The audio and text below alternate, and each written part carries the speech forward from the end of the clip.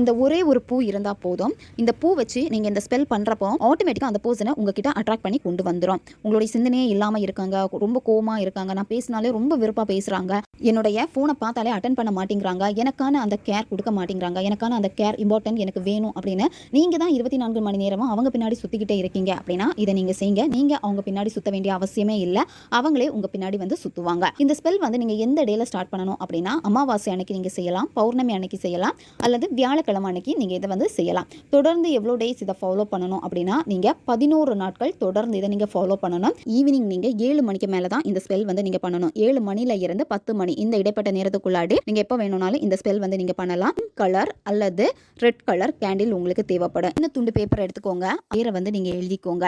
அன்னாசி பூ எடுத்துக்கோங்க. அன்னாசி பூனா ஸ்டார் பூ. நபரை நினச்சிக்கோங்க. அந்த நபர் எப்படி உங்ககிட்ட இருக்கணும்னு நீங்கள் நினைக்கிறீங்களோ அந்த மாதிரி இப்போ அந்த நபர் உங்க கூட இருக்காங்க. உங்களுடைய நாக்கின் அடிப்பகுதியிலிருந்து கொஞ்சமாக எச்சில் எடுத்துக்கோங்க.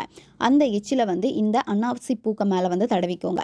தடவிட்டு இதுக்கு மேலே வந்து என்ன பண்ணணும் அப்படின்னா கொஞ்சமாக சுகர் நீங்கள் போடணும். அதுக்கப்புறமா கொஞ்சமாக சால்ட் நீங்கள் போட்டுக்கோங்க. கற்பூரம் வந்து வச்சுட்டு இதை வந்து எரிச்சிருங்க. ஃபுல்லாக வந்து எரியணும், அந்த பேப்பரோட சேர்ந்து எரியணும். அன்னாசி பூவும் ஃபுல்லாக வந்து எரியணும்.